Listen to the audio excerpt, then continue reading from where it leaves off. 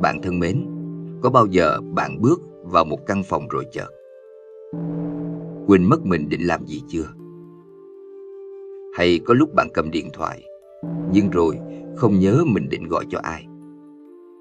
Nếu bạn từng trải qua cảm giác đó thì xin chúc mừng, bạn không hề cô đơn. Bởi hầu hết chúng ta trong đời sống hàng ngày đều có lúc phải hay quên. Theo khoa học hiện đại, trí nhớ con người bị chi phối bởi rất nhiều yếu tố như căng thẳng, quá tải thông tin, áp lực công việc hay thậm chí tuổi tác. Nhưng có một điều thú vị mà ít ai biết là cách đây hơn 2.500 năm trước, Đức Phật đã đưa ra lời giải rất sâu sắc về hiện tượng này. Và hôm nay, chúng ta sẽ cùng khám phá vì sao con người hay quên theo góc nhìn của giáo lý Phật giáo. Nguyên nhân gốc rễ của sự hay quên đến từ đâu?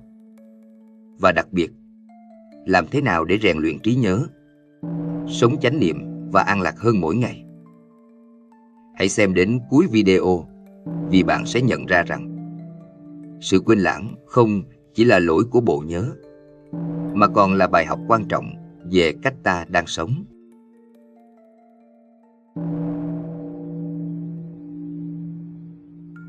Trước khi đi sâu vào giáo lý Phật giáo, chúng ta hãy thử nhìn sự hay quên này dưới lăng kính của khoa học hiện đại ấy.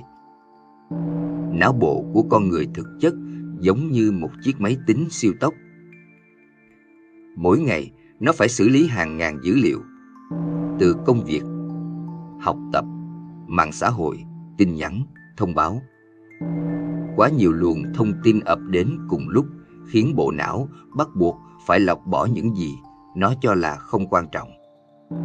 Và đó chính là lý do vì sao chúng ta hay quên. Bạn có bao giờ rơi vào tình huống này không? Một học sinh ngồi học bài ôn thi, nhưng cứ thỉnh thoảng lại lén mở điện thoại lướt Facebook hay TikTok. Kết quả là học mãi mà chẳng nhớ được bao nhiêu, đến khi kiểm tra thì chữ nghĩa bay biến sạch. Hoặc như một nhân viên văn phòng đang làm việc với hàng đống báo cáo. Bên cạnh, đó là điện thoại reo liên tục, email công việc dồn dập, áp lực từ sếp. Khi đầu óc căng như dây đàn, họ không chỉ làm việc chậm đi mà còn hay quên trước quên sau, quên cả những việc rất cơ bản. Thực tế, điều này ai trong chúng ta cũng từng trải qua. Một lần, tôi nghe câu chuyện của một chị đồng nghiệp. Chị kể rằng sáng nào cũng dậy, cứ tất bật đưa con đi học, rồi chạy vội đến công ty. Có hôm đến nơi, rồi chị mới sực nhớ mình quên mang theo tập tài liệu quan trọng để họp. Lúc đó, chị vừa lo lắng, vừa bực bội với chính mình. Và chị nói trong nửa đùa nửa thật: có lẽ não mình bị quá tải rồi, chẳng khác gì chiếc máy tính cũ, lúc nào cũng đầy bộ nhớ. Khoa học giải thích rằng, khi não bị quá nhiều tác động cùng lúc, trí nhớ sẽ suy giảm. Não sẽ ưu tiên giữ lại những thông tin nó cho là quan trọng nhất để tồn tại, chẳng hạn như cảm giác đói, cơn mệt mỏi hay sự cảnh giác trước nguy hiểm. Còn những điều khác, nếu không có sự tập trung đủ mạnh, nó sẽ nhanh chóng bị xóa khỏi bộ nhớ ngắn hạn. Nhưng Phật giáo lại cho rằng chúng ta có một cái nhìn khác, sâu sắc hơn. Thay vì chỉ coi bộ não là một cỗ máy vật lý, giáo lý nhà Phật đi thẳng vào cội gốc của tâm thức. Vì sao bạn hay quên? Có thật chỉ vì não bạn quá tải? Hay còn một nguyên nhân tinh tế hơn? Đó là tâm không an, ý không định. Đức Phật từng nói, tâm ý buông lung thì trí tuệ không thể sáng. Cũng như nước chảy xiết thì bằng mặt nước không bao giờ soi rõ được bóng trăng. Câu nói này không chỉ mang tính triết lý mà còn rất thực tế. Khi tâm trí chúng ta luôn bị cuốn đi, nhảy từ chuyện này sang chuyện khác, làm sao có thể ghi nhớ điều gì rõ ràng? Vậy nên, câu hỏi đặt ra không chỉ là não bộ vận hành thế nào, mà còn là tâm của chúng ta đang sống trong trạng thái ra sao. Nếu tâm an, trí nhớ sẽ sáng; nếu tâm loạn, trí nhớ sẽ mờ. Và đó cũng chính là chỗ Phật giáo đi xa hơn khoa học, chỉ ra nguyên nhân không chỉ nằm ở bộ não vật lý, mà nằm ở chính thói quen tâm thức mà chúng ta nuôi dưỡng mỗi ngày. Vậy, Đức Phật đã dạy gì về nguyên nhân thật sự của sự hay quên? Tại sao tâm viên ý mã, tham sân, si nghiệp lực và thiếu chánh niệm lại khiến trí nhớ chúng ta bị lung lay? Chúng ta sẽ cùng khám phá ngay ở phần tiếp theo. Khoa học có thể giải thích hiện tượng hay quên bằng ngôn ngữ của não bộ. Nhưng Phật giáo đi xa hơn thế, đi thẳng vào tận gốc rễ của tâm thức con người. Đức Phật đã chỉ rõ nhiều nguyên nhân khiến con người dễ quên, dễ lầm lẫn. Và nếu quan sát kỹ, ta sẽ thấy đúng với chính cuộc sống hàng ngày của mình. Tâm tán loạn. Trong kinh điển, Đức Phật ví tâm con người giống như con khỉ nhảy nhót và con ngựa chạy rong. Khỉ thì không thể ngồi yên, lúc nào cũng chuyền từ cành này qua cành nọ. Còn ngựa thì cứ phi nước đại không dừng. Đó cũng chính là trạng thái tâm của chúng ta, là không thể đứng yên và không thể tập trung. Bạn có từng trải qua cảnh này chưa? Ngồi đọc một cuốn sách, nhưng đầu lại nghĩ đến bữa tối sẽ ăn gì. Nghe giảng một bài học, nhưng tâm lại lo nghĩ về công việc ngày mai. Thậm chí đang ngồi thiền, ta cũng dễ bị kéo đi bởi những ký ức cũ hoặc những dự định chưa đến. Và kết quả là gì? Bạn nhớ trước, quên sau. Thứ gì cũng biết sơ sơ, nhưng chẳng có gì động lại sâu. Sự hay quên lúc này không chỉ là do não yếu, mà là do tâm chưa được thuần phục trị. Ba độc tố, tham sân, si, Đức Phật chỉ ra rằng trong tâm mỗi người luôn tồn tại ba độc tố chính, đó là tham sân và si. Chính chúng là nguyên nhân lớn khiến trí nhớ và sự minh mẫn bị ảnh hưởng. Khi tâm ta tham lam, ta chỉ chạy theo ham muốn, muốn cái này, khao khát cái kia. Lúc đó, những điều quan trọng thực sự lại bị bỏ quên. Khi tâm ta sân hận, sự giận dữ như ngọn lửa thiêu đốt. Nó che mờ trí nhớ, khiến ta mất đi sự sáng suốt. Bạn có để ý không? Khi giận ai đó, nhiều lúc bạn quên mất cả công việc mình đang làm. Khi tâm ta si mê, vô minh bao phủ, ta sống trong mơ hồ, không rõ ràng. Và một tâm trí mơ hồ thì không thể nào nhớ lâu, nhớ sâu. Có lần, tôi nghe một người bạn tâm sự. Hôm đó, vì cãi nhau với đồng nghiệp, tôi tức đến nỗi về nhà chẳng nhớ nổi mình đã để chìa khóa xe ở đâu. Lục tung cả căn nhà lên, cuối cùng mới phát hiện chìa khóa nằm ngay trên bàn làm việc. Đó chính là minh chứng sống động cho sức phá hoại của tham, sân si đối với trí nhớ, nghiệp và vô minh. Phật giáo còn chỉ ra rằng trí nhớ của một người không chỉ phụ thuộc vào hiện tại, mà còn liên quan đến nghiệp lực quá khứ. Có người sinh ra đã rất thông minh, trí nhớ siêu phàm, nhưng cũng có người lại hay quên, học trước quên sau. Điều này không chỉ do gen di truyền, mà còn do nghiệp nhiều đời chi phối. Vô minh, tức sự thiếu sáng suốt, chính là màn sương che mờ tâm trí, khiến chúng ta không chánh niệm, dễ quên và dễ mắc sai lầm.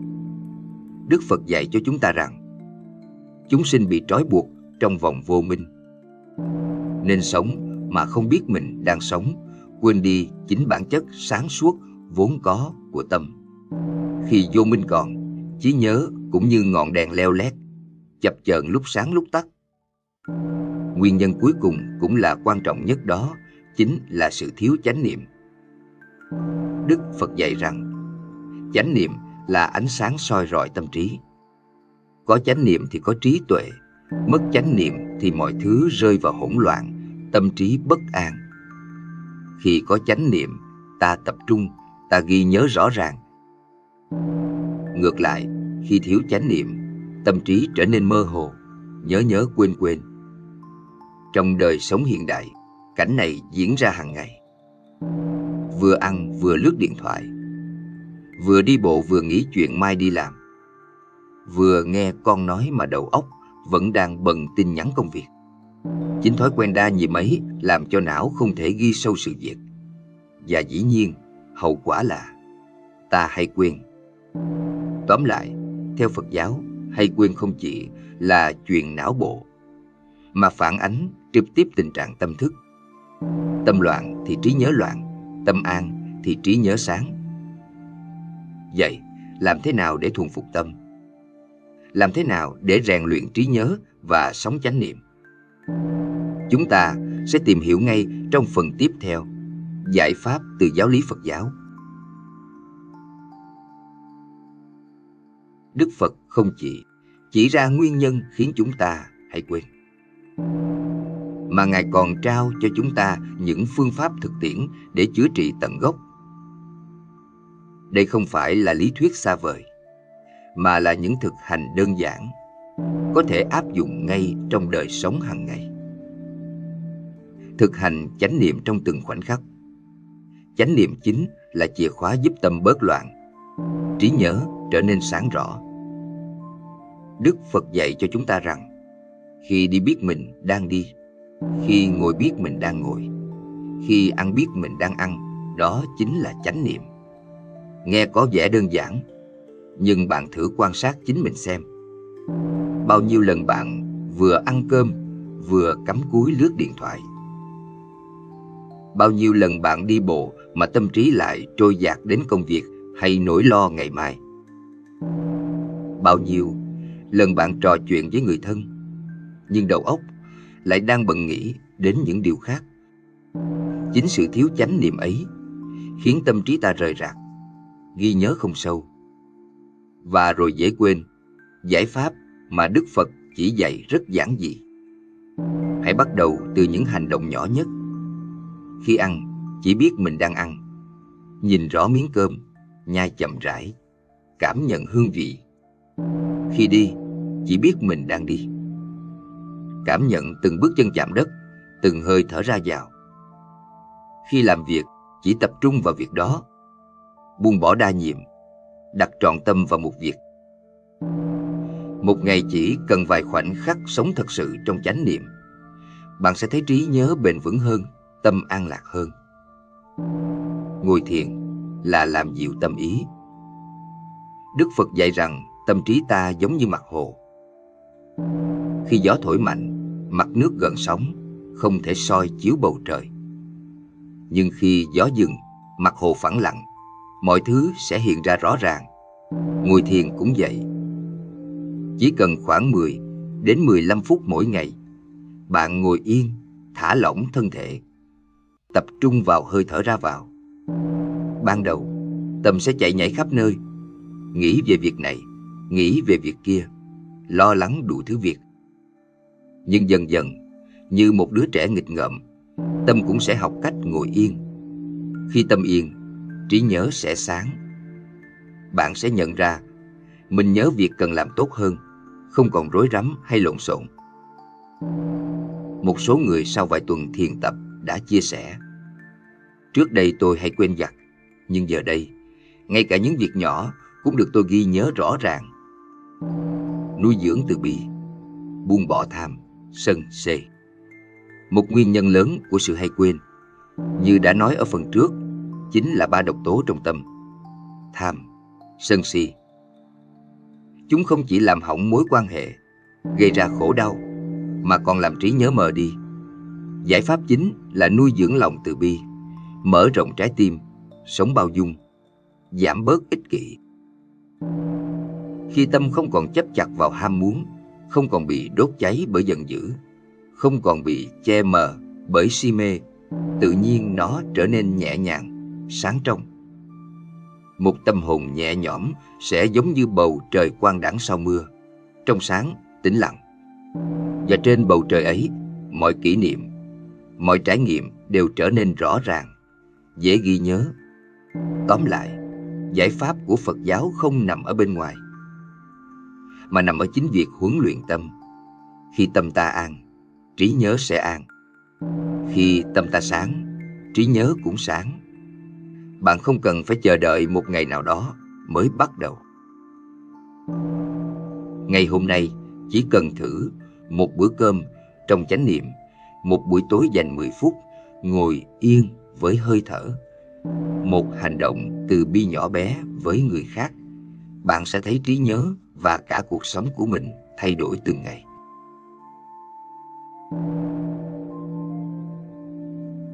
Bạn thân mến, hôm nay chúng ta đã cùng nhau đi một hành trình từ góc nhìn khoa học cho đến giáo lý Phật giáo để hiểu vì sao con người lại hay quên. Chúng ta đã thấy rõ rằng nguyên nhân sâu xa không chỉ do não bộ quá tải, mà còn bắt nguồn từ tâm tán loạn, từ tham, sân, si, từ vô minh và từ sự thiếu chánh niệm trong từng khoảnh khắc. Và cũng chính từ Phật Pháp, ta tìm thấy giải pháp nhiệm màu. Sống chánh niệm trong từng việc nhỏ, nuôi dưỡng lòng từ bi, buông bỏ phiền não và dành những phút giây thiền định để lắng dịu tâm trí. Hãy luôn nhớ rằng, khi tâm ta được sáng, thì trí nhớ ta cũng sẽ sáng. Khi tâm ta mà tán loạn, thì trí nhớ của ta cũng sẽ lu mờ. Cuộc đời vốn dĩ đã đủ bộn bề. Chúng ta quên đi rất nhiều điều.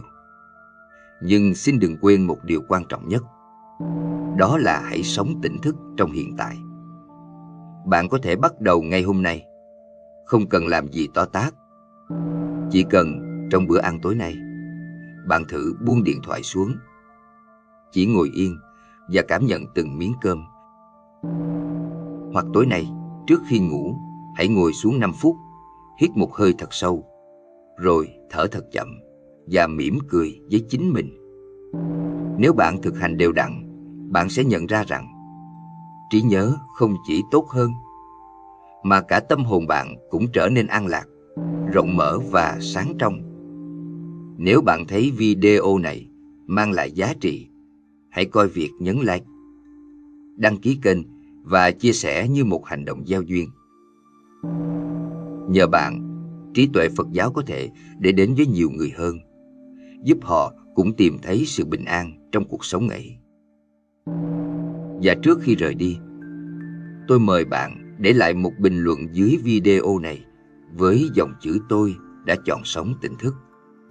Tôi sẽ luôn thiền định, kiểm soát hơi thở, để tìm thấy sự bình an trong cuộc sống. Đó không chỉ là một câu nói, mà là một lời nhắc nhở cho chính bạn, cho chúng ta rằng, từ giây phút này, bạn đã chọn bước đi trên con đường sáng suốt hơn. Xin cảm ơn bạn đã dành thời gian lắng nghe. Cầu chúc cho bạn và gia đình luôn được an lành, trí tuệ và hạnh phúc. Hẹn gặp lại bạn trong những video tiếp theo. Nam Mô A Di Đà Phật.